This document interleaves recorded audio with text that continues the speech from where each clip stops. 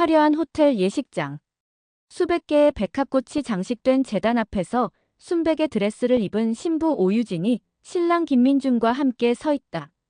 주례사가 막 끝나고 행진곡이 울려 퍼지려는 순간이었다. 행진곡이 시작되었다.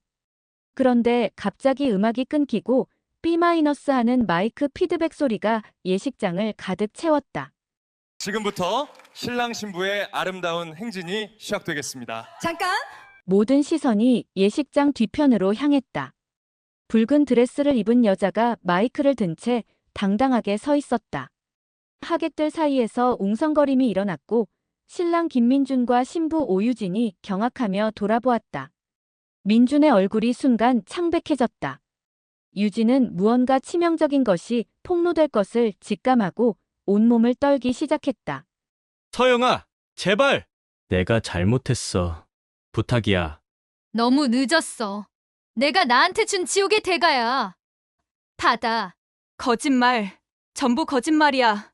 믿지 마세요, 여러분. 진실은 곧 밝혀져요. 이 결혼은 탐욕과 배신 위에 세워진 가짜니까. 예식장 한쪽에서 박재훈 변호사가 휴대폰을 조작하고 있었다. 그가 미리 준비해둔 장치가 작동하기 시작했다. 대형 스크린에 뭔가 뜨기 시작하는 것을 본 유진이 비명을 질렀다. 저거 끄세요, 제발. 하지만 이미 늦었다. 스크린에는 유진이 민준에게 보낸 메시지들이 하나씩 뜨기 시작했다. 오빠, 그 사람 사업 자금 꼭 빼돌려야 돼. 그거 우리 신혼집 계약금으로 쓰자. 하객들 사이에서 충격의 탄성이 터져나왔다. 신랑 측 가족들의 얼굴이 일그러졌고 신부 측에서는 당황한 목소리들이 오갔다. 이게 무슨 일이야? 저런 여자를 우리 집에 들이다니! 저는 신랑의 전 부인 윤서영입니다. 그리고 이 여자는 사랑 때문에 결혼하는 게 아닙니다. 서영은 붉은 드레스를 펄럭이며 당당하게 서 있었다. 3년 동안 삭혀온 분노는 이제 무시할 수 없는 현실이 되어 순백의 위선을 무자비하게 찢어발기기 시작했다. 유진은 웨딩드레스를 움켜쥐고 바닥에 주저앉았고 민주는 절망에 찬 표정으로 서영을 바라보고만 있었다. 행복해야 할 결혼식은 파국의 무대가 되어버렸다. 그리고 서영의 복수는 이제 막 시작되었을 뿐이었다. 서영의 10년 결혼 생활은 남편 김민준의 외도와 직장 후배 오유진의 탐욕으로 산산조각 났다. 그러나 그 파멸의 시작은 너무나도 평범했다. 서영이 운영하던 작은 카페 마음의 쉼터는 따뜻한 원두, 향과 부드러운 재즈 음악이 어우러진 아늑한 공간이었다. 10년 결혼 생활 동안 꾸준히 모은 돈으로 오픈한 이 카페는 서영의 꿈이자 미래였다. 매출은 꾸준히 늘고 있었고 2호점 계획까지 세우고 있던 차였다. 그 무렵 민준이 회사 신입사원 오유진을 소개했다. 젊고 예쁜 유진은 바리스타 자격증까지 보유한 능력자였다. 서영은 남편의 제안으로 유진이 카페 일을 도와주는 것을 흔쾌히 받아들였다. 당시만 해도 그것이 파멸의 첫 번째 징조라는 것을 전혀 알지 못했다. 유진의 접근은 치밀하고 계획적이었다. 그녀는 서영에게는 순진하고 도움이 필요한 후배로, 민준에게는 이해심 많고 매력적인 여성으로 다른 얼굴을 보였다. 서영은 유진의 이중적인 모습을 전혀 눈치채지 못했다. 오히려 젊은 후배가 자신의 카페에 관심을 보이는 것을 기특하게 생각했고 바쁜 카페 일에 도움의 손길이 있다는 것에 감사했다. 유진은 서영과 민준 사이에 미묘한 균열을 만들어내는데 탁월한 재능을 보였다. 그녀는 서영에게는 민준이 외로워한다고 속삭였고 민준에게는 서영이 카페만 신경 쓴다고 불만을 심어주었다. 이 이중적인 조작은 완벽했다. 서영은 남편을 위한다는 명목으로 더욱 열심히 일했고 민준은 아내가 자신을 소홀히 한다고 느끼기 시작했다. 민준의 변화는 서서히 나타났다. 퇴근 시간이 늦어지고 휴대폰을 자주 확인하며 서영과의 대화에 집중하지 못했다. 10년 동안 함께 살아온 부부 사이에서도 이런 변화는 자연스럽게 여겨질 수 있었다. 하지만 그 이면에는 유진의 치밀한 계산이 숨어 있었다. 유진은 민준의 감정을 조작하는 데 있어서 천재적인 감각을 보였다. 그녀는 민준에게 서영이 그를 당연하게 여긴다고 속삭였고 자신만이 민준의 진정한 가치를 안다고 말했다. 동시에 서영에게는 남편이 외로워한다며 죄책감을 심어주었다. 이 교묘한 심리전은 부부 사이의 소통을 차단하고 서로를 오해하게 만들었다. 몇 달이 지나면서 민준과 서영 사이의 거리는 점점 멀어졌다. 서영은 남편을 위한다는 생각으로 더욱 열심히 일했지만 민준은 그것을 자신에 대한 무관심으로 해석했다. 유진이 심어놓은 불만과 의혹은 민준의 마음속에서 점점 자라났다. 그는 아내가 자신보다 카페를 더 사랑한다고 믿기 시작했다. 유진의 조작은 단순히 감정적인 차원을 넘어섰다. 그녀는 민준의 휴대폰에 자신의 연락처를 하트 이모티콘과 함께 저장했고 야근이라는 핑계로 둘만의 시간을 만들어갔다. 서영이 카페 일로 바쁜 시간을 노려 민준과의 관계를 발전시켜 나갔다. 민준은 유진의 관심과 이해심에 점점 빠져들었다. 서영이 민준의 휴대폰에서 유진과의 문자를 발견한 것은 어느 겨울밤이었다. 그 문자들은 단순한 업무 연락을 넘어선 친밀한 내용들로 가득했다. 10년 결혼 생활 동안 쌓아온 신뢰와 사랑이 한순간에 무너지는 순간이었다. 서영의 세계는 그 순간 완전히 붕괴되었다. 우리 이제 그만하자. 유진이 없이는 안 될 것 같아.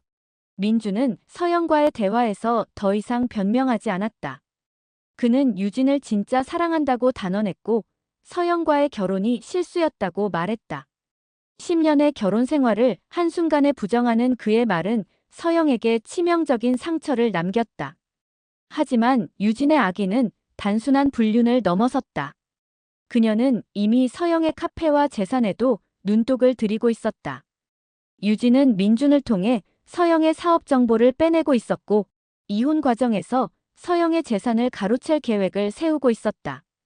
그녀의 목표는 민준을 얻는 것뿐만 아니라 서영이 평생 쌓아온 모든 것을 자신의 것으로 만드는 것이었다. 서영은 모든 것을 잃었다. 남편 카페, 그리고 자신이 믿었던 모든 가치들이 한순간에 사라졌다. 이혼 과정에서 유진의 조작에 의해 서영의 사업 자금까지 민준에게 넘어갔다. 법적으로는 부부 공동 재산이라는 명목이었지만 실제로는 유진의 계산된 탐욕의 결과였다. 유진과 민준은 서영의 파멸 위에서 당당하게 연애를 이어갔다. 그들에게 서영의 고통은 안중에도 없었다. 오히려 그들은 서영을 과거의 불운한 추억 정도로 치부했다. 유진은 서영의 돈으로 민준과 신혼집을 마련했고 서영의 카페 노하우를 훔쳐 자신만의 사업을 시작할 계획까지 세웠다. 서영에게 남은 것은 분노와 절망뿐이었다. 하지만 그 분노는 단순한 감정적 충동을 넘어 정의에 대한 갈망으로 변해갔다. 3년 동안 서영은 혼자서 모든 고통을 견뎌왔다.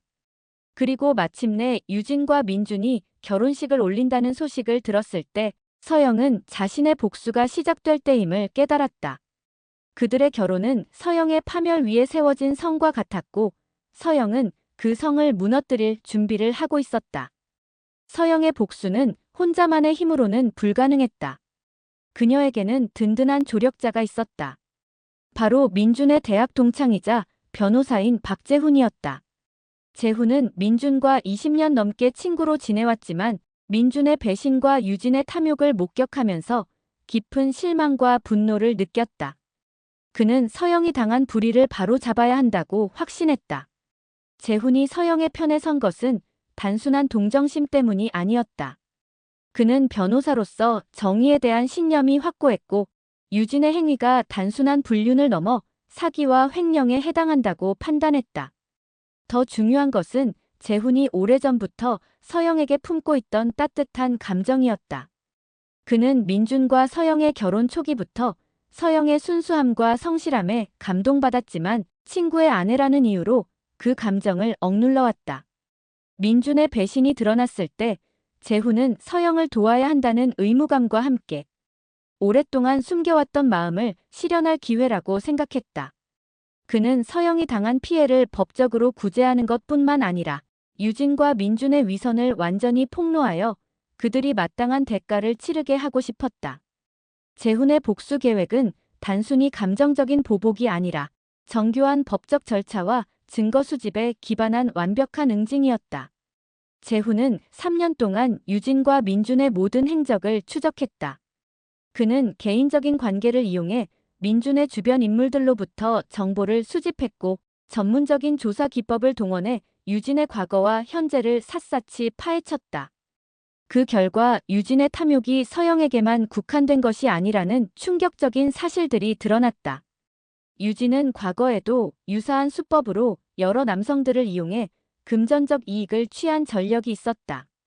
그녀는 이전 직장에서도 상사와 부적절한 관계를 맺으며 승진과 금전적 혜택을 얻었고 그 과정에서 무고한 사람들에게 피해를 입혔다. 재훈은 이런 유진의 과거 행적들을 체계적으로 정리하여 그녀의 일관된 범죄 패턴을 입증할 수 있는 자료를 구축했다. 가장 결정적인 증거는 유진이 민준에게 보낸 문자 메시지들이었다. 유진은 민준을 조종하여 서영의 사업 자금을 가로채라고 구체적으로 지시한 문자들을 보냈고 그 과정에서 자신의 탐욕을 적나라하게 드러냈다. 오빠, 그 사람 사업 자금 꼭 빼돌려야 돼. 그거 우리 신혼집 계약금으로 쓰자. 와 같은 메시지들은 유진의 의도가 처음부터 서영의 재산을 탈취하는 것이었음을 명확히 보여주었다. 재훈은 20년 동안의 우정을 통해 민준의 성격과 약점을 누구보다 잘 알고 있었다. 민준은 본래 의지가 약하고 타인의 영향을 쉽게 받는 성격이었다. 유진은 바로 이런 민준의 약점을 교묘하게 이용한 것이었다. 재훈은 민준이 유진에게 완전히 조종당하고 있다는 것을 확신했고 이를 역이용할 계획을 세웠다. 재훈은 민준의 휴대폰과 이메일 계정에 접근할 수 있는 방법을 찾았다. 오랜 친구 사이라는 관계를 이용해 민준의 비밀번호와 개인정보를 파악했고 합법적인 범위 내에서 필요한 증거들을 수집했다. 특히 민준이 서영 몰래 사업 자금을 이체한 금융거래 내역과 유진과의 통화 녹음 파일들을 확보했다. 더 중요한 것은 민준과 유진의 관계가 생각보다 불안정하다는 점이었다. 재훈의 관찰에 따르면 유진은 민준을 진정으로 사랑한 것이 아니라 단순히 이용한 것이었고 민준 역시 유진에 대한 감정이 죄책감과 혼재되어 있었다. 재훈은 이런 그들의 불안정한 관계를 복수 계획에 활용할 수 있다고 판단했다. 재훈은 서영에게 접근할 때 매우 신중했다. 그는 서영이 심각한 트라우마와 상처를 안고 있다는 것을 알고 있었기 때문에 성급하게 복수를 제안하기보다는 먼저 서영의 마음을 치유하는 데 집중했다. 재훈은 서영에게 법적 조언을 제공하면서 자연스럽게 관계를 발전시켜 나갔다. 서영은 처음에는 재훈의 도움을 받아들이기를 주저했다. 민준의 친구라는 점 때문에 불신하기도 했고 자신의 처지를 동정받는다고 느끼는 것도 싫었다. 하지만 재훈의 진정성과 전문성을 확인하면서 점차 마음을 열기 시작했다. 재훈은 서영에게 단순히 위로를 하는 것이 아니라 구체적이고 실행 가능한 복수 계획을 제시했다. 그들의 복수 계획은 유진과 민준의 결혼식을 최적의 타이밍으로 설정했다. 결혼식은 그들이 가장 행복하다고 느끼는 순간이자 동시에 가장 많은 사람들 앞에서 진실이 폭로될 수 있는 무대였다. 재훈은 결혼식장의 음향시설과 영상 장비를 사전에 점검하고 증거 자료들을 효과적으로 공개할 수 있는 기술적 준비를 마쳤다. 재훈의 복수 계획은 감정적 보복을 넘어 명확한 법적 근거를 가지고 있었다. 유진의 행위는 사기, 횡령, 그리고 정신적 피해에 해당했고 민준 역시 공범으로서 법적 책임을 져야 했다. 재훈은 이들의 범죄를 입증할 수 있는 충분한 증거를 확보했고 결혼식에서의 폭로 이후 즉시 법적 절차를 진행할 준비를 마쳤다. 내가 진실을 말할 시간이야. 재훈의 최종 목표는 단순히 유진과 민준을 처벌하는 것이 아니었다. 그는 서영이 잃은 모든 것을 되찾고 새로운 삶을 시작할 수 있도록 돕고 싶었다. 그리고 가능하다면 서영과 함께 그 새로운 삶을 만들어가고 싶다는 개인적인 소망도 있었다. 결혼식 날 재훈은 모든 준비를 완벽하게 마쳤다. 증거 자료들은 USB에 저장되어 있었고 음향 장비와의 연결도 확인했다. 서영의 붉은 드레스는 그들의 복수가 성공할 것이라는 확신의 상징이었다. 재훈은 서영의 곁에서 그녀가 마침내 정의를 되찾는 순간을 지켜볼 준비가 되어 있었다. 3년 동안의 치밀한 준비가 마침내 결실을 맺을 시간이었다. 결혼식 당일 아침, 서영은 자신의 작은 원룸 앞에서 오랫동안 망설였다. 옷장 안에는 두 벌의 드레스가 걸려 있었다. 하나는 단아하고 우아한 네이비 드레스, 그리고 다른 하나는 강렬하고 도발적인 붉은 드레스였다. 서영은 결국 붉은 드레스를 선택했다. 이 선택은 단순한 패션의 문제가 아니었다. 그것은 자신의 정체성과 의지를 선언하는 상징적 행위였다. 붉은색은 서영에게 여러 의미를 담고 있었다. 우선 그것은 3년 동안 가슴속에서 타오른 분노의 색이었다. 유진과 민준에게 당한 배신과 굴욕, 그리고 모든 것을 잃은 절망감이 응축된 색깔이었다. 동시에 붉은색은 생명력과 열정의 상징이기도 했다. 서영은 이 색을 통해 자신이 아직 살아있고 포기하지 않았다는 것을 선언하고 싶었다. 더 중요한 것은 붉은색이 가진 도전과 저항의 의미였다. 순백의 웨딩드레스로 상징되는 순수함과 정반대되는 이 색깔은 서영이 더 이상 순진한 피해자가 아니라 능동적인 복수자가 되었다는 선언이었다. 그녀는 유진의 가식적인 순수함과 대비되는 자신의 진정성을 붉은색으로 표현하고 싶었다. 이 드레스는 서영의 전투복이자 동시에 그녀의 마지막 존엄을 지키는 갑옷이었다. 서영이 붉은 드레스를 입고 거울 앞에 섰을 때 그녀는 3년 전의 자신과는 완전히 다른 사람이 되어 있음을 확인했다. 과거의 온순하고 순종적인 아내는 사라지고 강인하고 결단력 있는 여성이 그 자리에 있었다. 붉은 드레스는 그녀의 이런 변화를 시각적으로 구현한 상징이었다. 서영은 초대받지 않은 손님이었지만 그녀에게는 이 결혼식에 참석할 정당한 이유가 있었다. 그것은 단순히 복수를 위한 것이 아니라 진실을 밝히고 정의를 실현하기 위한 것이었다. 서영은 자신을 침입자가 아닌 심판자로 여겼다. 유진과 민준이 지은 죄에 대한 응당한 대가를 요구하러 온 정의의 사자였다. 서영의 결혼식장 입장은 치밀하게 계획된 것이었다. 재훈 변호사의 도움으로 그녀는 신랑의 오랜 지인이라는 명목으로 하객 명단에 이름을 올렸다. 민준과 20년 넘게 친구로 지낸 재훈의 추천이라면 누구도 의심하지 않을 것이었다. 서영은 이런 합법적인 방법으로 결혼식장에 들어가 자신의 계획을 실행에 옮길 수 있었다. 결혼식장에 도착한 서영은 그 화려함에 순간 압도되었다. 수백만 원이 든 꽃장식, 고급스러운 음향시설, 그리고 값비싼 드레스를 입은 하객들. 이 모든 것이 자신이 잃은 돈으로 마련된 것이라는 생각에 서영의 분노는 더욱 커졌다. 하지만 그녀는 감정을 억누르고 침착하게 자리를 잡았다. 복수는 감정적으로 해서는 안 되는 일이었다. 유진은 서영을 발견하는 순간 얼굴이 창백해졌다. 그녀는 서영이 이미 과거의 일이라고 생각했는데 갑자기 나타난 서영의 존재는 큰 충격이었다. 특히 서영이 입고 온 붉은 드레스는 유진에게 불길한 예감을 주었다. 그것은 마치 피와 복수를 상징하는 것 같았다. 하지만 유진은 수많은 하객들 앞에서 당황한 모습을 보일 수 없었다. 그녀는 평소의 연기력을 발휘해 태어난 척했지만 내심으로는 극도로 불안해했다. 서영이 왜 여기에 왔는지, 무엇을 계획하고 있는지 알 수 없었기 때문이다. 유진은 결혼식 내내 서영의 동향을 예의주시하면서 혹시 모를 상황에 대비해야 했다. 유진의 이런 불안감은 그녀의 죄책감에서 비롯된 것이었다. 아무리 자신의 행위를 정당화하려 해도 깊은 마음속으로는 서영에게 돌이킬 수 없는 잘못을 저질렀다는 것을 알고 있었다. 서영의 등장은 그런 숨겨진 죄책감을 표면으로 끌어올렸고 유진을 심리적으로 압박했다. 서영은 예식장 구석에 자리를 잡고 결정적인 순간을 기다렸다. 그녀의 심장은 3년간 사겨온 분노와 복수의 긴장감으로 미친 듯이 뛰고 있었다. 하지만 겉으로는 침착함을 유지했다.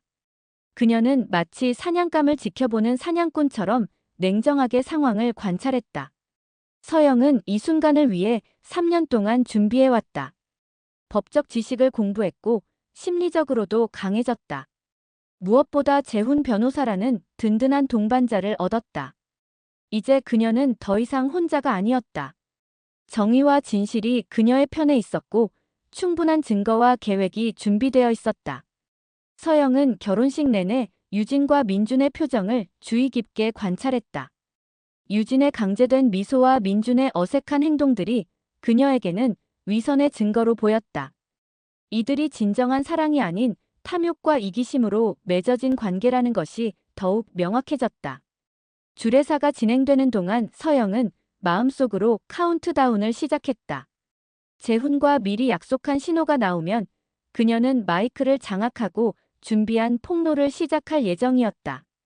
이 순간을 위해 그들은 수개월 동안 리허설을 했고 모든 변수를 고려한 완벽한 계획을 세웠다. 서영의 손에는 작은 리모컨이 들려 있었다. 이것은 재훈이 준비한 장치와 연결되어 있어서 버튼을 누르면 대형 스크린에 증거 자료들이 나타나게 되어 있었다. 이 기술적 준비는 재훈의 전문성이 빛나는 부분이었다.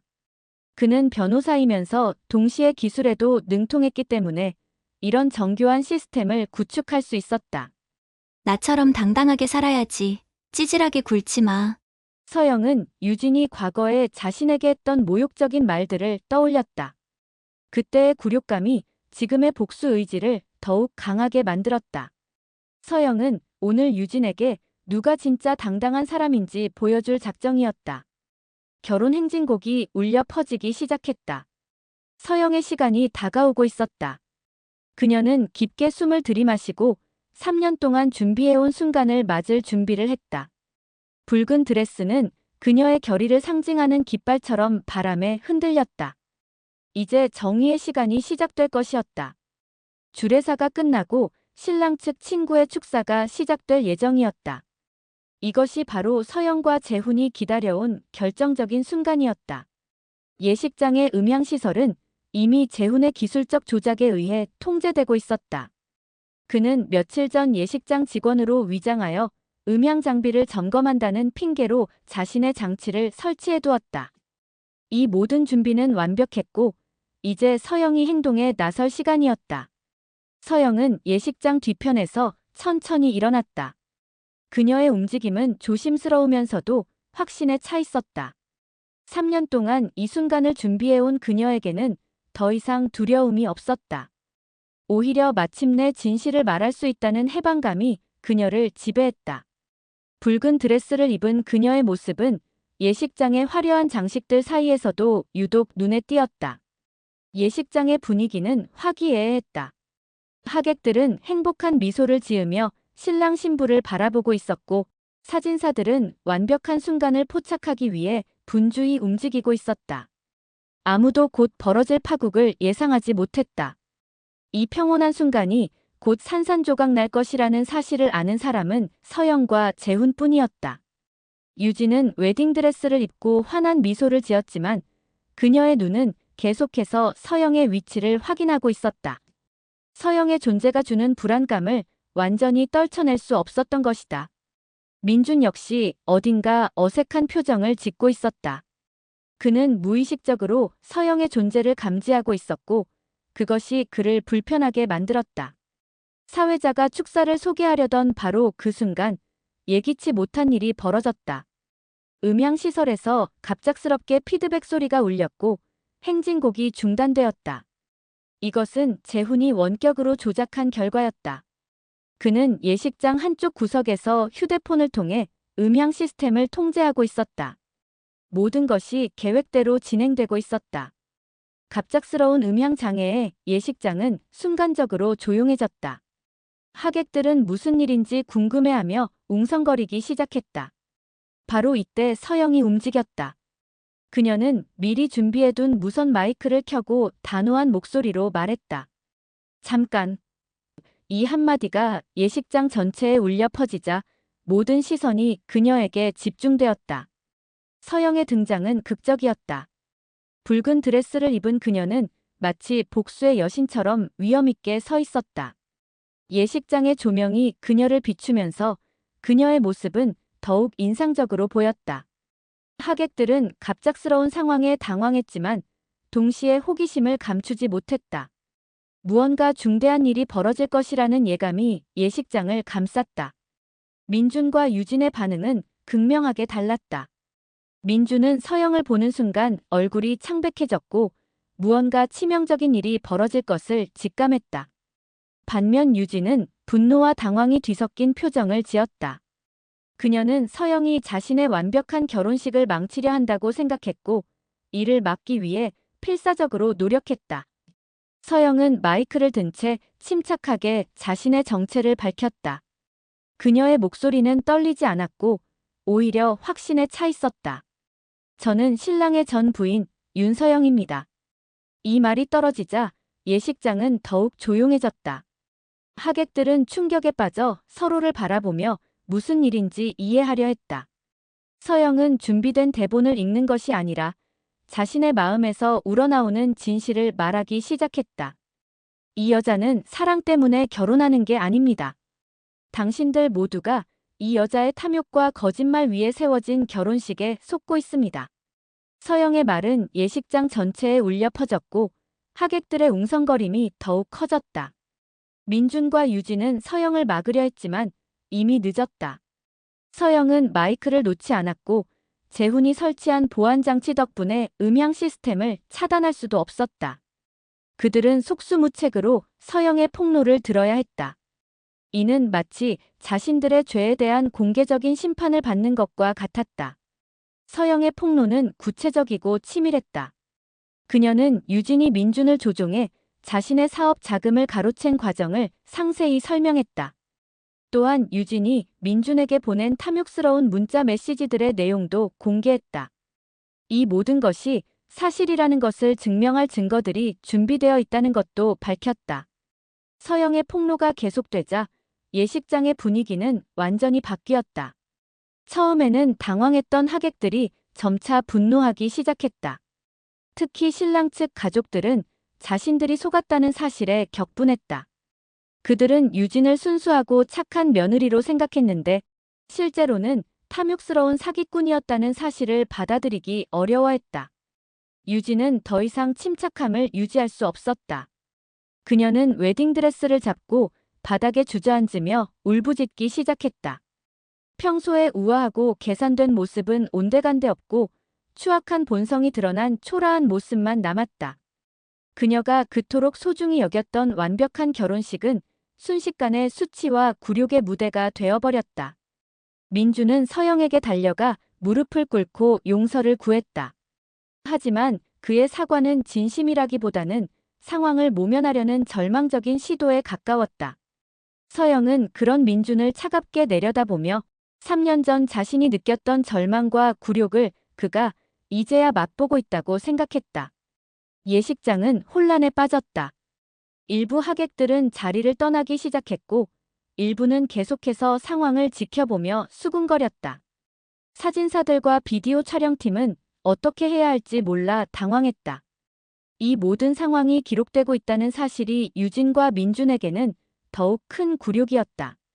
재훈은 이때까지 기다렸다가 두 번째 단계를 실행에 옮겼다.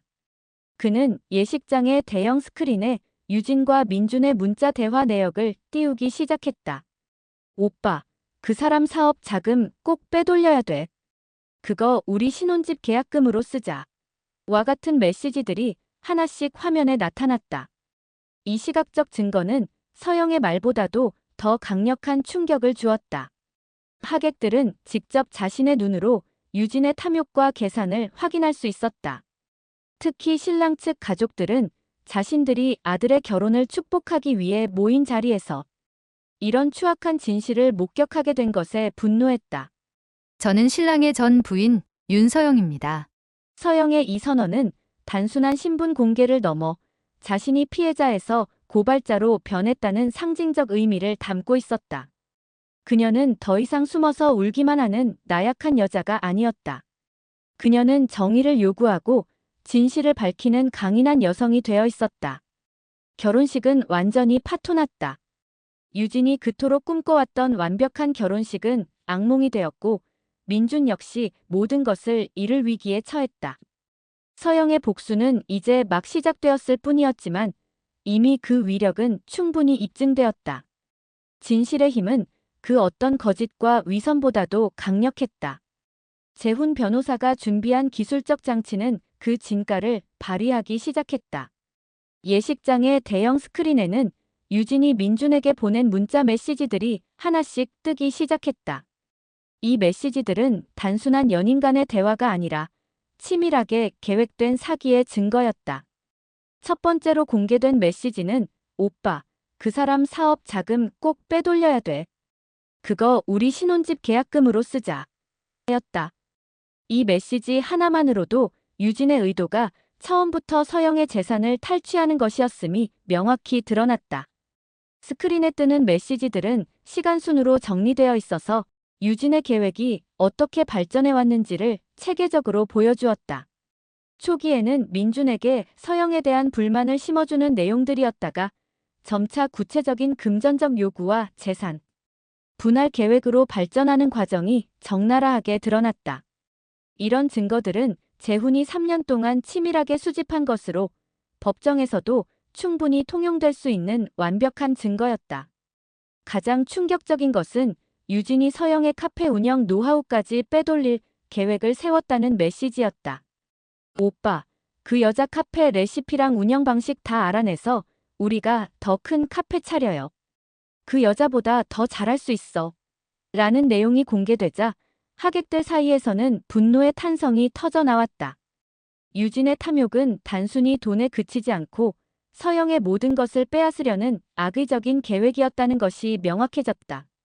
문자 메시지에 이어 공개된 것은 민준이 서영 몰래 이체한 금융거래 내역이었다. 서영의 카페 운영 자금이 어떻게 민준과 유진의 계좌로 빠져나갔는지가 구체적인 날짜와 금액과 함께 공개되었다. 이 거래 내역들은 단순한 부부간 재산 이전이 아니라 명백한 횡령의 증거였다. 서영이 카페 운영을 위해 대출받은 돈까지 민준이 유진과의 신혼집 마련비로 사용했다는 사실이 드러나자 예식장의 분위기는 더욱 차갑게 변했다. 특히 충격적인 것은 서영이 카페 확장을 위해 모아둔 적금을 민준이 해지하여 유진의 약혼 반지 구입비로 사용했다는 거래 내역이었다. 이 적금은 서영이 5년 동안 매달 빠짐없이 넣은 돈으로 그녀의 꿈과 희망이 담긴 소중한 자산이었다. 그런 돈이 자신을 배신한 남편이 다른 여자에게 줄 반지를 사는데 사용되었다는 사실은 참석한 모든 사람들에게 충격을 주었다. 재훈은 이런 금융거래 내역들을 시각적으로 쉽게 이해할 수 있도록 그래프와 도표로 정리해서 보여주었다. 서영의 계좌에서 얼마나 많은 돈이 빠져나갔는지, 그 돈이 어디에 사용되었는지가 한눈에 들어오도록 구성되어 있었다. 이런 전문적인 자료 정리는 재훈의 변호사로서의 역량을 보여주는 동시에 유진과 민준의 범죄를 더욱 명확하게 입증하는 역할을 했다. 문자와 금융거래 내역에 이어 공개된 것은 민준과 유진의 통화 녹음이었다. 재훈은 합법적인 방법으로 이 녹음들을 확보했는데 민준이 자신의 휴대폰에 자동 녹음 기능을 설정해 두었다는 사실을 이용한 것이었다. 이 녹음들에는 유진이 민준을 어떻게 조종했는지, 그리고 두 사람이 서영을 어떻게 이용할 계획을 세웠는지가 생생하게 담겨 있었다. 가장 충격적인 녹음은 유진이 민준에게 그 여자 서영는 이용 가치가 없어졌으니까 빨리 정리하고 우리 일에 집중해라고 말하는 내용이었다. 이 말은 유진이 서영을 처음부터 이용 대상으로만 본 것이며 민준과의 관계 역시 계산된 선택이었다는 것을 보여주었다. 녹음을 들은 하객들은 유진의 냉혹함과 계산적인 성격에 경악했다. 또 다른 충격적인 녹음은 민준이 서영에 대해 솔직히 서영이랑 있을 때는 항상 지루했어. 유진이처럼 나를 이해해주는 사람은 처음이야라고 말하는 내용이었다. 이는 민준이 10년의 결혼 생활을 어떻게 생각하고 있었는지를 적나라하게 보여주는 증거였다. 서영에게는 치명적인 상처가 될 수 있는 내용이었지만 동시에 민준의 진면목을 모든 사람들에게 공개하는 결과를 가져왔다. 증거가 공개될수록 예식장의 분위기는 더욱 험악해졌다. 처음에는 갑작스러운 상황에 당황했던 하객들이 이제는 명백한 분노를 표출하기 시작했다. 특히 신랑 측 가족들은 자신들이 완전히 속았다는 사실에 격분했다. 민준의 아버지는 얼굴이 새빨갛게 달아오르며 자리에서 일어났고 민준의 어머니는 유진을 믿었던 자신을 자책하며 눈물을 흘렸다. 신부 측 가족들 역시 충격에 빠졌다. 그들은 유진이 순수하고 착한 딸이라고 믿어왔는데 실제로는 계산적이고 탐욕스러운 사기꾼이었다는 사실을 받아들이기 어려워했다. 일부 친척들은 유진에게 실망감을 표현했고 일부는 이런 상황에서 어떻게 대처해야 할지 몰라 당황했다. 가족들 간에도 서로를 비난하는 목소리가 오가기 시작했다.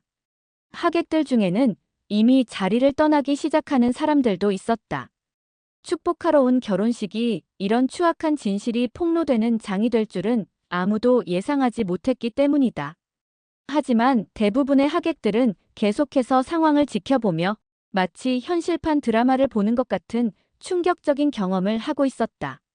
증거들이 공개되면서 민준과 유진의 반응은 극명하게 갈렸다. 민준은 완전히 체념한 듯 바닥에 주저앉아 머리를 감쌌다. 그는 자신의 모든 악행이 공개되는 것을 막을 수 없다는 절망감에 빠져 있었다. 20년 넘게 쌓아온 인간관계와 사회적 신뢰가 한순간에 무너지는 것을 목격하면서 그는 자신이 저질러온 일들의 심각성을 뒤늦게 깨달았다. 반면 유진은 끝까지 상황을 뒤집으려 시도했다. 그녀는 웨딩드레스를 질질 끌며 스크린 앞으로 달려가서 거짓말이에요. 전부 조작된 거예요. 라고 소리쳤다. 하지만 이미 명백한 증거들이 공개된 상황에서 그녀의 부정은 오히려 더욱 처참해 보일 뿐이었다. 그녀가 그토록 소중히 여겼던 완벽한 외모와 우아한 품격은 온데간데 없고 추악한 본성만이 남아있었다. 유진의 절망적인 몸부림은 하객들에게 더욱 큰 혐오감을 주었다. 지금까지 공개된 증거들이 모두 사실이라는 것이 그녀의 반응을 통해 더욱 명확해졌기 때문이다. 만약 정말로 무고했다면 이렇게 절망적으로 반응할 이유가 없었을 것이다. 유진의 행동은 오히려 자신의 죄를 스스로 인정하는 것과 다름없었다. 제발 그만해. 우리 얘기잖아. 민준의 이 절규는 그가 아직도 상황의 심각성을 제대로 이해하지 못하고 있다는 것을 보여주었다. 그는 이것이 단순한 사적인 문제라고 생각하고 있었지만 실제로는 명백한 범죄 행위에 대한 공개적인 심판이었다. 그의 이런 인식 부족은 하객들에게 더욱 큰 실망감을 주었다. 서영은 이 모든 상황을 지켜보며 복잡한 감정을 느꼈다. 한편으로는 3년 동안 준비해온 복수가 성공적으로 진행되고 있다는 만족감이 있었지만 다른 한편으로는 한때 사랑했던 사람이 이렇게 몰락하는 모습을 보는 것이 완전히 기분 좋지만은 않았다. 하지만 그녀는 이것이 정의를 실현하는 과정이라는 확신을 가지고 있었다. 재훈은 예정된 증거의 공개를 모두 마치고 서영을 바라보았다. 그의 눈빛에는 계획이 성공적으로 진행되고 있다는 만족감과 함께 서영에 대한 깊은 애정이 담겨 있었다. 이제 법적 절차만 남았고 그것은 그의 전문 분야였다. 유진과 민주는 법적으로도 마땅한 대가를 치르게 될 것이었다. 유진은 더 이상 버틸 수 없었다. 수개월 동안 준비했던 완벽한 결혼식이 악몽으로 변하는 것을 지켜보며 그녀는 정신적으로 완전히 무너져 내렸다. 순백의 웨딩드레스를 두 손으로 꽉 움켜쥐고 바닥에 주저앉은 그녀의 모습은 처참했다. 그토록 아름답다고 자랑했던 드레스는 이제 그녀의 굴욕을 감싸는 천 조각에 불과했다. 눈물과 화장이 뒤섞여 흘러내리는 그녀의 얼굴에는 더 이상 신부의 아름다움이나 우아함을 찾을 수 없었다. 유진이 울부짖는 모습은 예식장에 있던 모든 사람들에게 충격을 주었다. 몇 시간 전까지만 해도 행복에 겨워 환한 미소를 짓던 신부가 이제는 절망에 빠져 바닥을 기고 있었다. 그녀의 이런 극적인 변화는 진실의 힘이 얼마나 강력한지를 보여주는 상징적인 장면이었다. 거짓과 위선으로 포장된 아름다움은 진실 앞에서는 한순간에 무너질 수밖에 없었다. 유진의 절망은 단순히 결혼식이 망가진 것에 대한 것이 아니었다. 그녀가 3년 동안 치밀하게 쌓아올린 모든 계획과 꿈이 한순간에 산산조각 나는 것을 목격하면서 느끼는 절대적인 좌절감이었다. 그녀는 서영을 완전히 무너뜨리고 자신이 승리자가 될 것이라고 확신했는데 오히려 자신이 가장 비참한 패배자가 되어버린 현실을 받아들일 수 없었다. 신랑 측 가족들의 분노는 폭발 직전이었다. 민준의 아버지는 얼굴이 새빨갛게 달아오르며 주먹을 불끈 쥐었다. 평생 성실하게 살아온 자신의 아들이 이런 추악한 일에 연루되었다는 사실을 받아들이기 어려워했다. 특히 서영이라는 착한 며느리를 내쫓고 유진 같은 사기꾼을 들인 것에 대한 자책감과 분노가 뒤섞여 있었다. 그는 유진을 향해 저주에 가까운 욕설을 퍼부었고 민준에게는 실망감을 감추지 못했다. 민준의 어머니는 다른 방식으로 고통받고 있었다. 그녀는 유진을 진심으로 좋아했고 착하고 예쁜 며느리라고 생각해왔다. 유진이 자신에게 보여준 효심과 예의가 모두 계산된 연기였다는 사실을 알고는 깊은 배신감을 느꼈다. 그녀는 자신의 판단력을 의심하며 눈물을 흘렸고 동시에 서영에게 미안한 마음을 감출 수 없었다. 서영을 냉대했던 자신의 과거 행동들이 얼마나 잘못된 것이었는지 뒤늦게 깨달았기 때문이다. 신부 측 가족들 역시 극도의 혼란과 수치심에 빠져 있었다.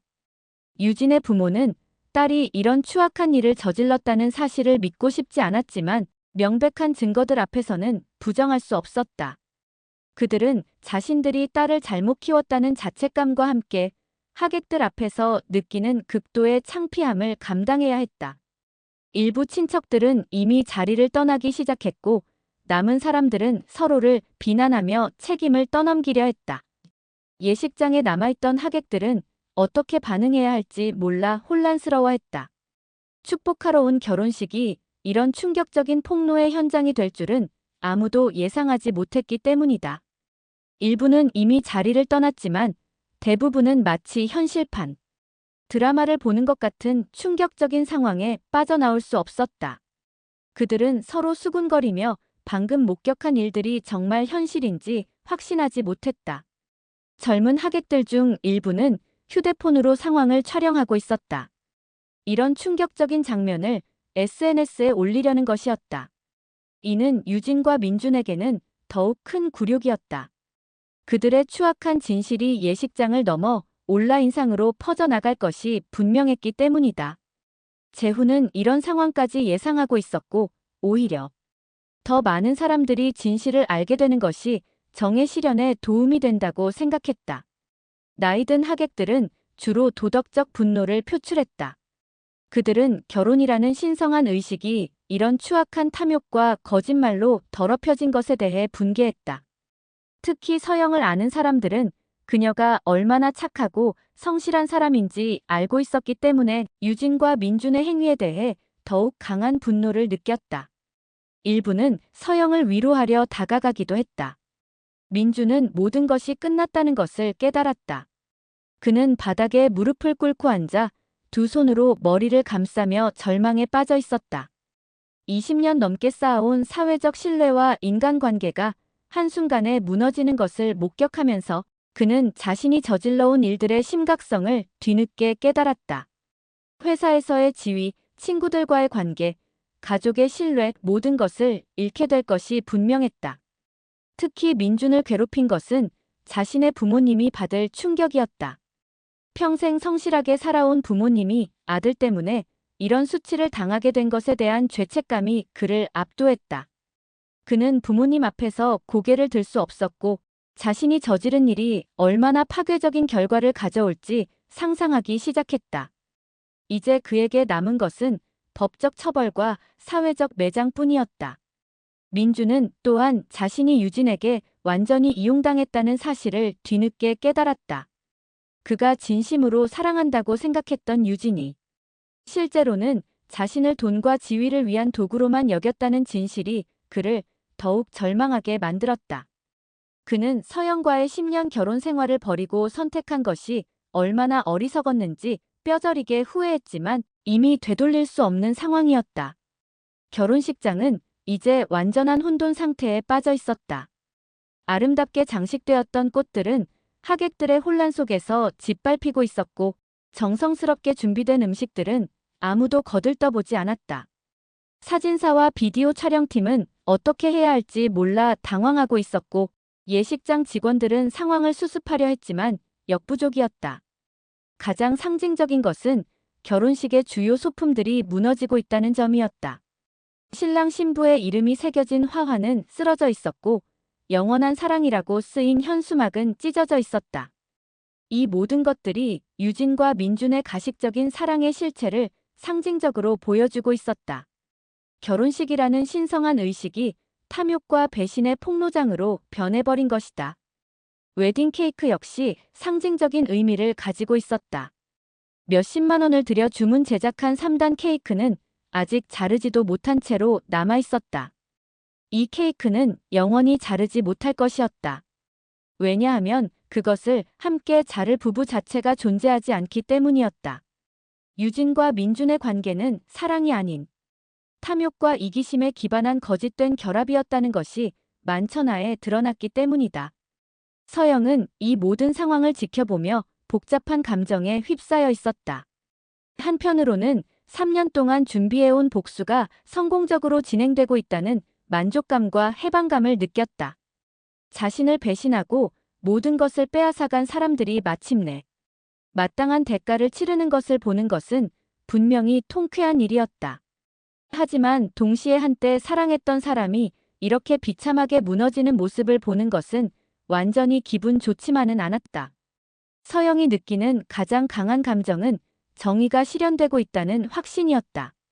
그녀는 이것이 단순한 개인적 복수가 아니라 잘못된 것을 바로잡는 정의로운 행위라고 믿었다.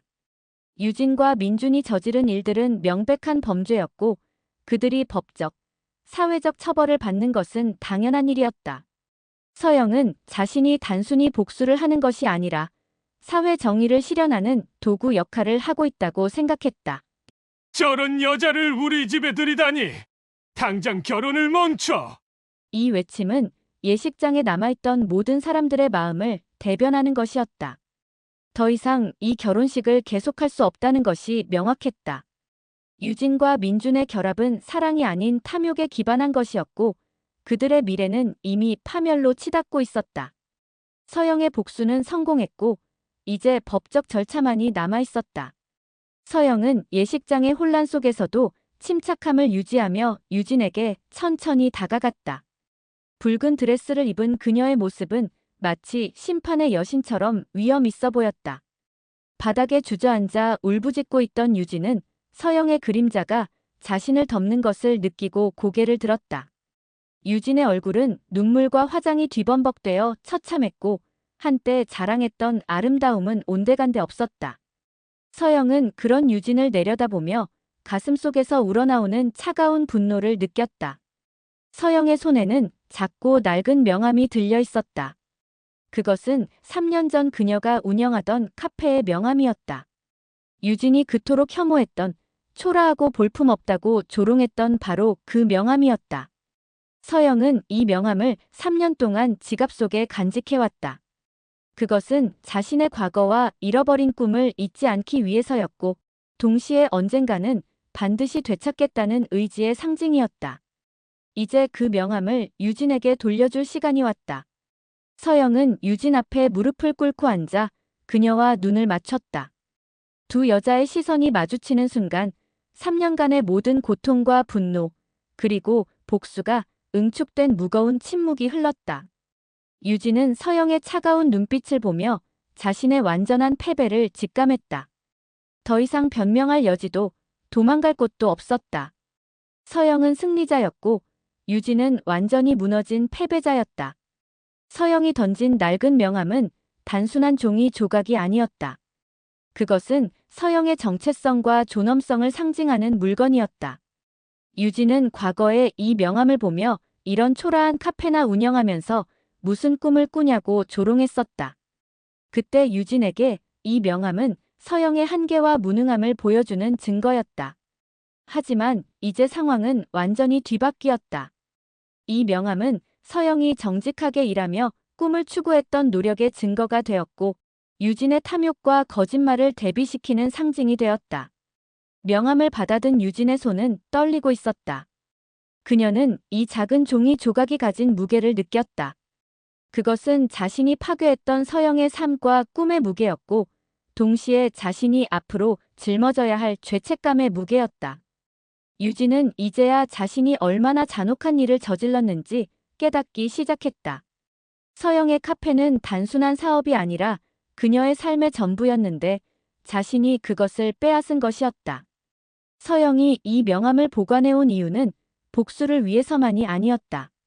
그것은 자신의 정체성을 잃지 않기 위해서였다. 아무리 힘들고 절망적인 상황에서도 자신이 누구인지, 무엇을 위해 살아왔는지를 기억하기 위해서였다. 이 명함은 서영에게 희망의 상징이었고 언젠가는 반드시 자신의 것을 되찾겠다는 의지의 표현이었다. 이제 그 의지가 현실이 되었다. 서영은 유진에게 단순히 감정적인 복수를 하려는 것이 아니었다. 그녀에게는 명확한 법적 계획이 있었고 재훈 변호사와 함께 치밀하게 준비한 소송 절차가 기다리고 있었다. 서영은 유진과 민준을 사기, 횡령, 정신적 피해 등의 혐의로 고소할 예정이었고 이미 모든 증거가 준비되어 있었다. 오늘의 폭로는 단순한 복수가 아니라 법적 절차의 전주곡이었다. 재훈이 확보한 증거들은 법정에서 충분히 통용될 수 있는 완벽한 것들이었다. 유진의 탐욕스러운 문자 메시지들, 민준의 횡령 증거들, 그리고 두 사람의 공모를 입증하는 녹취록들까지 모든 것이 체계적으로 정리되어 있었다. 서영은 이런 증거들을 바탕으로 자신이 잃은 모든 것을 법적으로 되찾을 수 있다는 확신을 가지고 있었다. 단순히 돈을 되찾는 것뿐만 아니라 자신의 명예와 존엄성도 회복할 수 있을 것이었다. 더 중요한 것은 이 법적 절차를 통해 유진과 민준이 다시는 다른 사람들에게 같은 피해를 입힐 수 없도록 막을 수 있다는 점이었다. 유진의 과거를 조사한 결과 그녀는 이미 여러 차례 비슷한 수법으로 남성들을 이용해 금전적 이익을 취한 전력이 있었다. 이번 사건을 통해 그런 패턴을 공식적으로 기록하고 처벌함으로써 사회적 정의를 실현할 수 있을 것이었다. 민준은 모든 것이 끝났다는 것을 깨달고 서영에게 무릎을 꿇었다. 그는 하객들이 지켜보는 가운데 서영에게 용서를 구하기 시작했다. 하지만 그의 사과는 진심에서 우러나온 것이라기보다는 상황을 모면하려는 절망적인 시도에 가까웠다. 그는 자신이 저지른 일의 심각성을 이제야 깨닫기 시작했지만 여전히 그 파괴적인 결과를 완전히 이해하지는 못하고 있었다. 민준의 사과는 오히려 그의 이기적인 본성을 더욱 명확하게 드러내는 결과를 가져왔다. 그는 서영에게 용서를 구하면서도 여전히 자신의 상황을 걱정하고 있었다. 회사에서의 지위, 사회적 신뢰, 가족관계 등 자신이 잃게 될 것들에 대한 두려움이 그를 지배하고 있었다. 그는 서영이 당했던 고통이나 피해에 대해서는 진정으로 이해하지 못하고 있었고 오직 자신의 처지만을 걱정하고 있었다. 서영은 민준의 이런 모습을 보며 자신이 과거에 얼마나 잘못된 사람을 사랑했는지 깨달았다. 10년의 결혼 생활 동안 그녀가 보았던 민준의 모습은 진정한 그가 아니었다. 위기 상황에서 드러나는 그의 이기적이고 비겁한 모습이야말로 그의 진짜 모습이었다. 서영은 이제 민준에 대한 미련을 완전히 떨쳐낼 수 있었다. 그는 자신이 사랑할 가치가 있는 사람이 아니었다. 유진은 웨딩드레스를 질질 끌며 예식장을 빠져나가려 했다. 그녀가 그토록 자랑스러워했던 순백의 드레스는 이제 그녀의 굴욕을 감싸는 수의와 같았다. 한때 완벽하다고 자부했던 그녀의 외모와 품격은 온데간데 없고 추악한 본성만이 적나라하게 드러나 있었다. 하객들은 그런 유진을 경멸의 눈빛으로 바라보았고 일부는 혐오감을 숨기지 않았다. 유진의 도망치는 모습은 그녀의 완전한 패배를 상징했다. 그녀는 패백도 올리지 못한 채 예식장을 떠나야 했다. 패백은 한국 전통 결혼식에서 신부가 시부모에게 인사를 드리는 의식으로 새로운 가족의 구성원으로 받아들여지는 것을 의미한다. 하지만 유진은 그런 기회조차 얻지 못했다. 그녀는 신부도 아니고 가족도 아닌 그저 사기꾼으로만 기억될 것이었다. 유진이 예식장을 떠나는 것은 단순히 물리적인 이동이 아니라 사회적 죽음을 의미했다. 그녀가 3년 동안 쌓아온 모든 관계와 지위, 그리고 미래에 대한 모든 계획이 한순간에 무너져 내렸다. 더 이상 그녀를 믿어주는 사람도 받아주는 곳도 없을 것이었다. 그녀는 자신의 탐욕과 거짓말의 대가로 모든 것을 잃게 되었다. 내가 나한테 씌웠던 더러운 누명, 이제 내가 받아. 이 한마디는 서영의 복수가 완성되는 순간을 상징했다. 3년 전 유진이 서영에게 씌웠던 모든 누명과 모욕이 이제 유진 자신에게 돌아간 것이었다.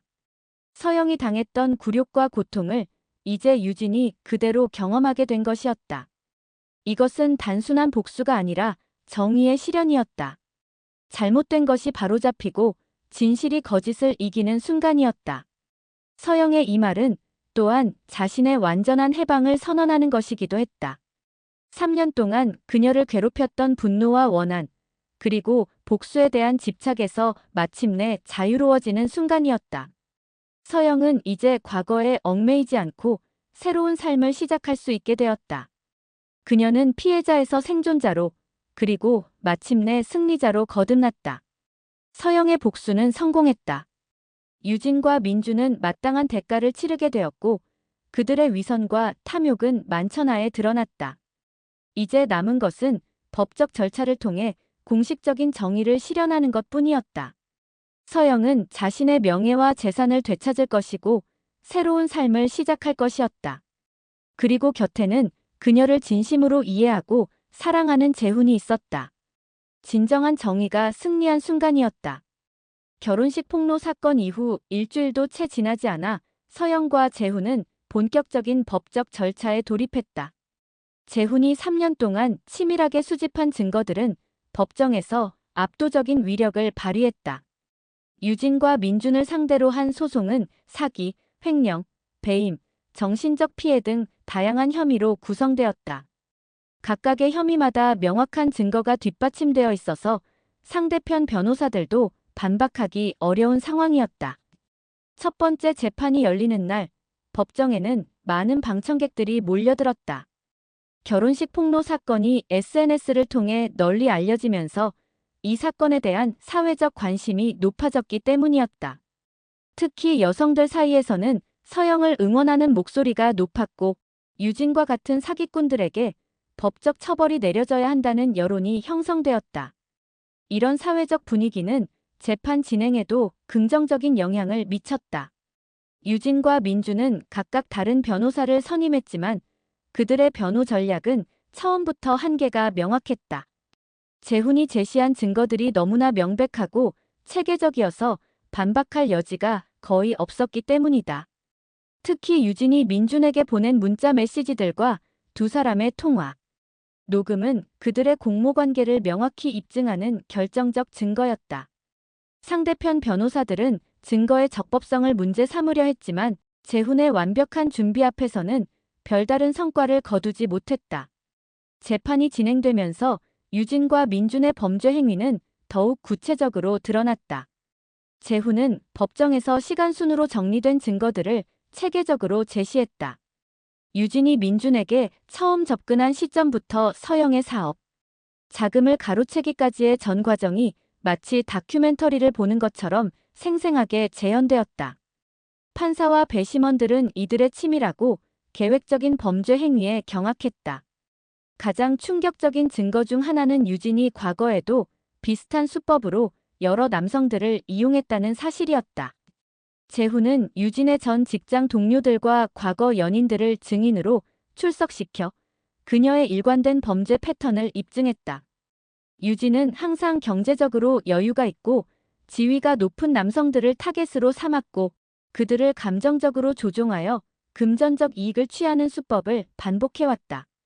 이런 증언들은 이번 사건이 우발적인 실수가 아니라 계획적이고 상습적인 범죄임을 명확히 보여주었다. 민준의 경우에는 주도적인 범죄자라기보다는 유진에게 조종당한 피해자라는 측면도 있었지만 그렇다고 해서 그의 책임이 면제되는 것은 아니었다. 그는 성인으로서 자신의 행동에 대한 책임을 져야 했고 특히 서영의 사업 자금을 가로챈 행위는 명백한 횡령에 해당했다. 법정에서는 민준이 유진의 조종을 받았다는 정상 참작 사유는 인정되었지만 그의 범죄 행위 자체는 부정할 수 없는 사실로 확정되었다. 법정에서 유진의 모습은 처참했다. 한때 자신만만했던 그녀는 이제 초라하고 위축된 모습으로 피고석에 앉아 있었다. 그녀는 여전히 자신의 무고를 주장하려 했지만 압도적인 증거들 앞에서는 어떤 변명도 설득력을 잃었다. 특히 자신이 보낸 문자 메시지들이 법정에서 읽혀질 때는 고개를 들 수 없을 정도로 수치스러워했다. 유진의 변호사는 그녀가 사랑에 눈이 멀어 실수를 저질렀다는 논리로 선처를 호소했지만 검사와 재훈은 이것이 계획적이고 상습적인 범죄임을 명확히 입증했다. 유진의 과거 행적들이 공개되면서 그녀가 얼마나 교묘하고 냉정한 사기꾼인지가 만천하에 드러났다. 법정에 출석한 방청객들은 유진을 보며 경멸의 시선을 보냈고 언론에서도 그녀를 현대판 판무 파탈이라고 비판했다. 가장 결정적인 순간은 유진이 증인석에서 직접 증언할 때였다. 재훈의 날카로운 반대 신문에 직면한 유진은 자신의 거짓말들이 하나씩 무너지는 것을 경험해야 했다. 그녀는 감정적으로 호소하려 했지만 냉정한 증거들 앞에서는 어떤 연기도 통하지 않았다. 결국 유진은 법정에서 자신의 일부 혐의를 인정할 수밖에 없었고 이는 그녀의 완전한 패배를 의미했다. 민준은 유진과는 다른 방식으로 재판에 임했다. 그는 비교적 솔직하게 자신의 잘못을 인정했고 서영에게 진심 어린 사과의 뜻을 전했다. 하지만 그의 사과가 법적 처벌을 면제해주지는 못했다. 그는 자신이 저지른 횡령과 배임의 대가를 치러야 했고 동시에 서영에게 입힌 정신적 피해에 대한 책임도 져야 했다. 민준의 경우 유진에 비해서는 상대적으로 관대한 처벌을 받을 가능성이 있었지만 그럼에도 불구하고 그의 인생은 완전히 망가졌다. 회사에서는 이미 징계 해고되었고 사회적 신뢰는 땅에 떨어졌다. 가족들과의 관계도 회복하기 어려운 상태가 되었다. 민준은 법정에서 자신의 어리석음을 뼈저리게 후회했지만 이미 되돌릴 수 없는 상황이었다. 특히 민준을 괴롭힌 것은 서영과의 10년 결혼 생활에 대한 회상이었다. 법정에서 서영의 진술을 들으면서 그는 자신이 얼마나 소중한 사람을 잃었는지 깨달았다. 서영의 성실함과 헌신, 그리고 무조건적인 사랑을 이제야 제대로 이해하게 된 것이다. 하지만 그런 깨달음은 너무 늦었다. 서영은 이미 그를 완전히 마음에서 지워버렸고 새로운 삶을 준비하고 있었다. 재판이 진행되는 동안 서영은 놀라운 성장을 보여주었다. 3년 전 모든 것을 잃고 절망에 빠져있던 그녀는 이제 당당하고 자신감 있는 여성이 되어 있었다.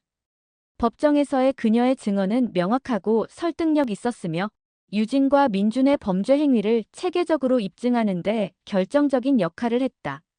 그녀는 더 이상 피해자가 아니라 정의를 요구하는 강인한 여성이었다. 서영의 승리는 단순히 법적 승소에 그치지 않았다. 그녀는 이 과정을 통해 자신의 진정한 가치와 능력을 재발견했다. 재판 준비 과정에서 그녀는 법률 지식을 습득했고 자신의 권리를 당당하게 주장하는 방법을 배웠다. 무엇보다 중요한 것은 그녀가 자신을 진심으로 이해하고 사랑하는 사람, 재훈을 만났다는 점이었다. 재훈과 서영의 관계는 재판이 진행되면서 더욱 깊어졌다. 처음에는 변호사와 의뢰인의 관계였지만 점차 서로에 대한 이해와 애정이 깊어져 갔다. 재훈은 서영의 강인함과 순수함에 감동받았고 서영은 재훈의 정의감과 헌신에 마음을 열었다. 그들의 관계는 복수와 증오에 기반한 것이 아니라 상호 존중과 진정한 사랑에 기반한 것이었다. 재판이 끝나갈 무렵 판결의 윤곽이 드러나기 시작했다. 유진에게는 사기, 횡령 등의 혐의로 실형과 함께 막대한 손해배상 명령이 내려질 예정이었다. 민준 역시 횡령과 배임 혐의로 처벌받게 되었지만 유진에 비해서는 상대적으로 가벼운 처벌을 받을 것으로 예상되었다. 더 중요한 것은 서영이 잃었던 모든 재산을 되찾을 수 있게 되었다는 점이었다. 자, 이젠 내 차례야. 내 인생을 다시 시작할 시간이야. 이 말은 단순히 법적 승리를 축하하는 것이 아니라 서영의 새로운 인생에 대한 축복이었다. 재훈은 서영이 과거의 상처와 분노를 완전히 털어내고 진정한 행복을 찾기를 바랐다. 그리고 가능하다면 자신과 함께 그 행복을 만들어가고 싶다는 마음도 담겨 있었다. 법정에서의 승리는 서영에게 단순히 돈이나 재산을 되찾아준 것 이상의 의미가 있었다. 그것은 그녀의 명예와 존엄성을 회복시켜 주었고 무엇보다 정의가 실현될 수 있다는 믿음을 확인시켜 주었다. 서영은 이제 완전히 자유로워졌다.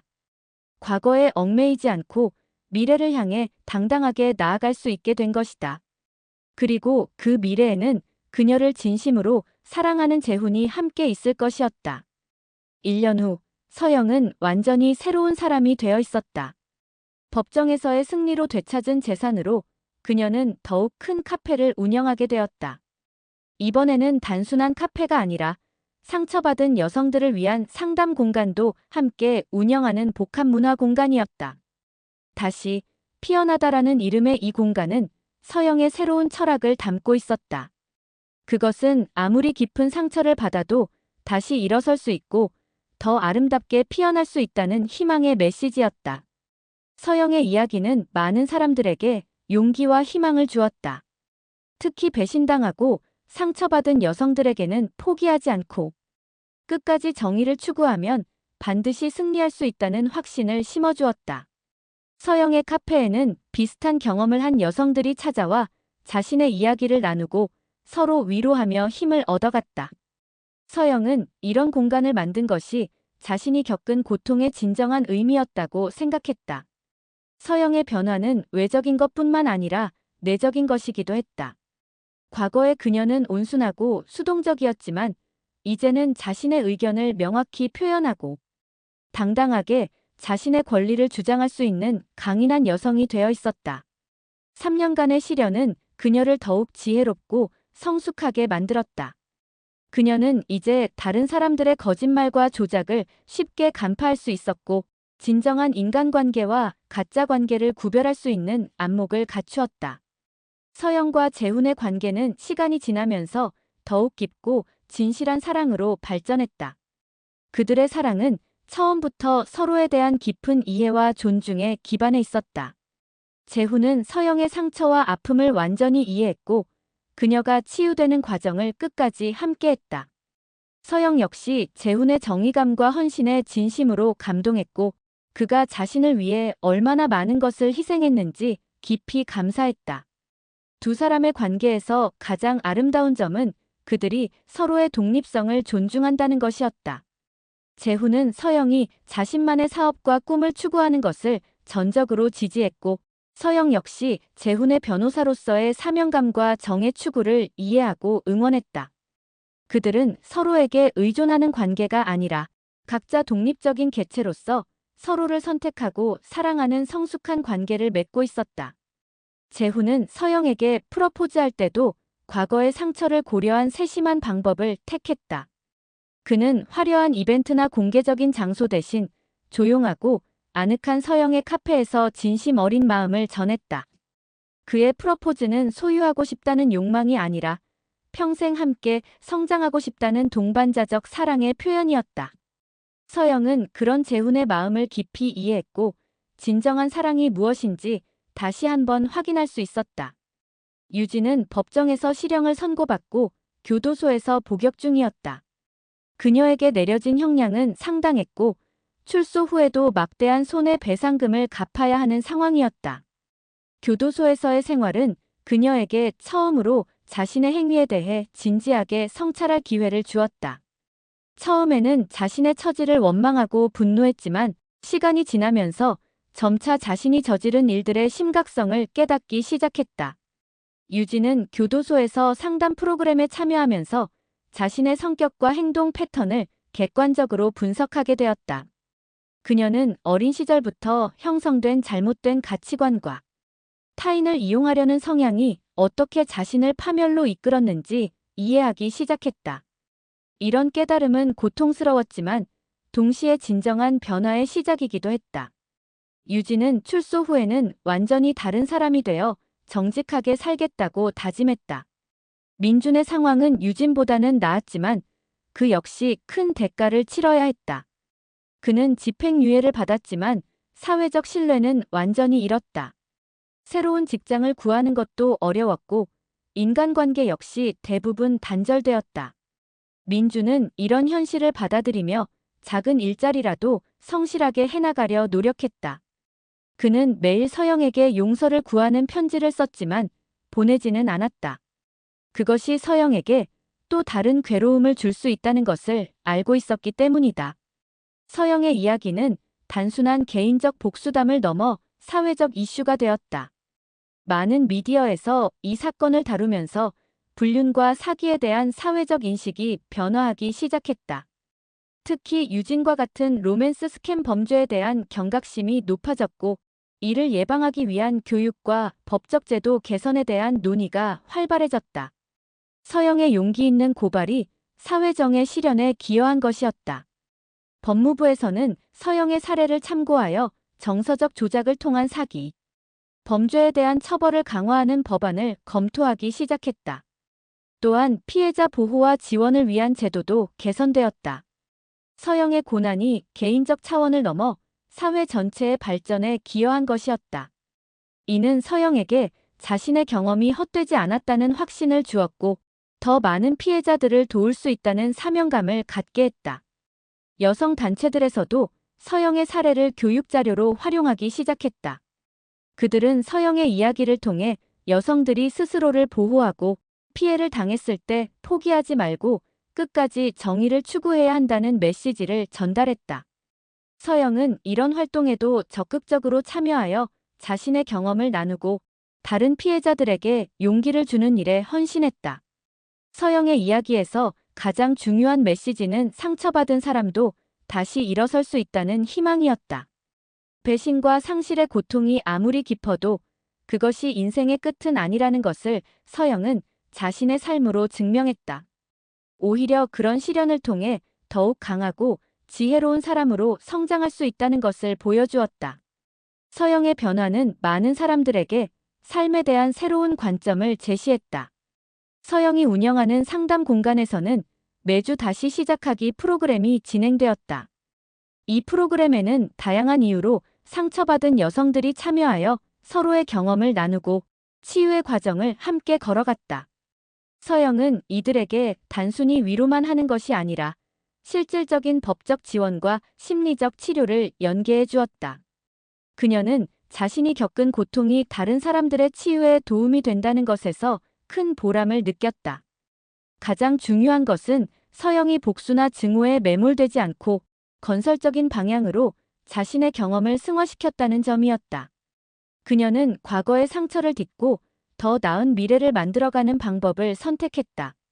이런 선택이 결국 그녀에게 진정한 행복과 평화를 가져다 주었다. 서영의 삶은 복수보다는 용서가, 증오보다는 사랑이 더 큰 힘을 가지고 있다는 것을 보여주는 살아있는 증거였다. 긴 이야기 끝까지 함께 해주셔서 감사합니다. 당신의 삶도 빛나기를. 이제 서영은 더 이상 분노의 붉은 드레스를 입지 않았다. 그녀의 삶 자체가 희망의 붉은 빛이 되었다. 그 빛은 어둠 속에서 길을 잃은 사람들에게 방향을 제시하고 절망에 빠진 사람들에게 용기를 주는 등대와 같았다. 서영의 이야기는 끝났지만 그녀가 만들어낸 희망의 빛은 계속해서 퍼져나가고 있었다. 배신은 분명 쓰라린 경험이지만 그것이 인생의 전부가 될 수는 없다. 서영의 이야기가 배신당한 모든 분들에게 용기와 위로가 되기를 바란다. 상처받은 당신의 삶도 다시 빛날 수 있다. 진실과 정의는 언제나 달콤한 승리를 가져다 준다. 그리고 그 승리의 끝에는 진정한 사랑과 행복이 기다리고 있다. 인생은 때로 쓰지만 끝까지 포기하지 않는 사람에게는 반드시 달콤한 결실이 찾아온다.